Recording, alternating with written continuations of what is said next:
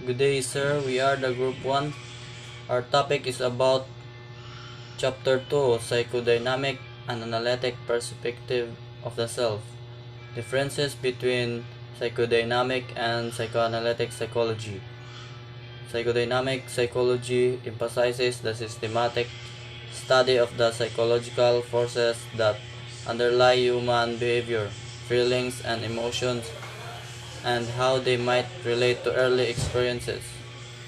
Consciousness is the awareness of the self in space and time and is defined as human awareness to both internal and external stimuli. Psychoanalytic psychology, method of therapy in which the patient talks about experiences, early childhood, and dreams. The words psychodynamic and psychoanalytic are often confused. Remember that Freud's theories were psychoanalytic, whereas the term psychodynamic refers to both his theories and those of his followers. Freud's psychoanalysis is that both a theory and therapy. The eight archetypes. Number one, persona. It is one of the basic archetypal teachings of analytical psychology. Is referred to as a mask that a person is wearing, though considered as a personality. Good personal psychological shape would have well balanced personality as people that in a manner pleasing with others with who he or she is. Number 2, shadow. This archetype symbolizes a person's dark side. This is indirectly referred as characteristic of an individual instinct being hidden to self involving others. According to Eric Newman, to quote, shadow is the result of collective adaptation. It contains all those elements in the personality which the ego condemns as negative values. Number 3, anima, a feminine archetype which also explains how homosexuality is analyzed as psychologically bisexual and possess both masculine and feminine traits.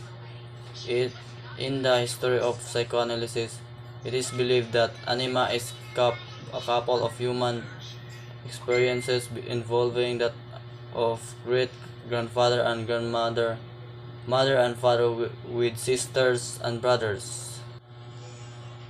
Number 4, animus is a masculine archetype in women which strongly suggests their understanding about how men lives and exist through familiarity. Animus is furtherance is a woman's masculine strength within her. An individual female can do masculine jobs like policewoman or highways. Feminine wielders, driving mothers, and those who can even sing like a man, projecting a man's voice in her. Number 5, Great Mother is conceived as a feminine archetype under the dominance and all supernatural patterns which role is under unconscious hidden. As a domestic role, unlike any other adults, mother gives punishment and imposes discipline. She is also a symbol of a Mother Earth, stepmother, witch mother of a god, the mother of nature, and a godmother. Number 6, Wise Old Man is more perceived in dreams where archetypes are being represented by a great teacher, priest, pastors, or an old grandfather. There was one guru in 1983 named Og Mandeno who wrote a remarkable and wonderful book. Number 7, Hero, a powerful archetype that combats to conquest the wicked and considered mythical and legendary. This archetype is represented by a great conqueror against dragons and beasts that are deemed powerful. The hero plays all types of fight against opponents, but a possible downfall waits despite the clamor of power. Number 8. Self. This is an archetype describing how fulfilling and perfect one gives value towards personality. Development of the self. This process is how we are able to redefine ourselves and how we are able to recover and turn things around and make things happen to develop a better versions of ourselves. These issues being able to present our real identity and be honest on how we feel, personal and emotional growth, and our pursuit of happiness. Building new skills, being the things we used to love, and coordinating out mind and body into one. Self development is important to every individual because it gives us the real meaning of life and how we live it.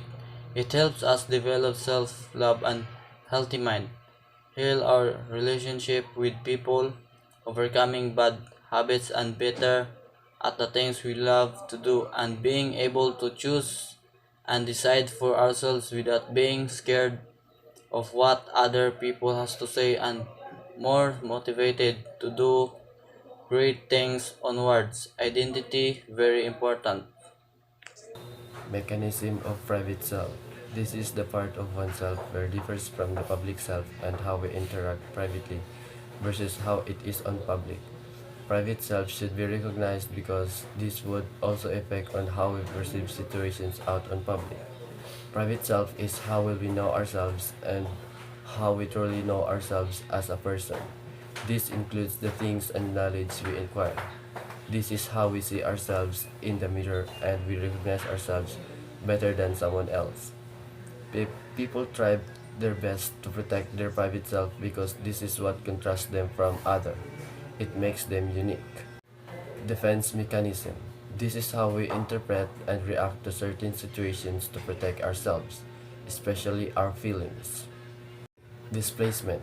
Venting out our stress and frustrations to other people, inflicting negative emotions to others just because you're mad or tired from something. B. Repression. This is common to people who has phobia on certain things and not knowing where this is originated may be because the incident happened when we were younger. Some occasions cause depression or anxiety. Reaction formation. This is when a person act a complete opposite on how they really feel for the specific person. X bullying someone you like because you can't admit that you fancy that person. D. Fixation. This sometimes develop mannerism to a person nail beating, perfectionism, and other existing behavior. A. Regression. This usually identified by those people who does childlike habits, especially when dealing a certain situation. Thumb sucking, winning tantrums because they can hardly assess the situation, and sometimes immature reaction. Some people are more immature or too needy, baby taking, and even bedwetting. F. Projection is when a person behaves and project or habits to other because they project as their own, projecting the things you don't like with yourself to others. This mechanism is how you deal with the character you have that you mostly hate. Expressing the public self. This is when a person identifies in public by how they speak, act, and dress. Some people write or sing, or some people express themselves through dance and sports or acting. This also help us understanding our emotion well and develop oneself. Self and the motivating force. It's the ability to motivate yourself after every obstacle you encounter that cause you to just give up on someone. Being able to motivate yourself is a sign that you know and identify the things you're capable of doing and the things you believe you can achieve. This can also prevent a person from being sad, angry, resentful, or depressed.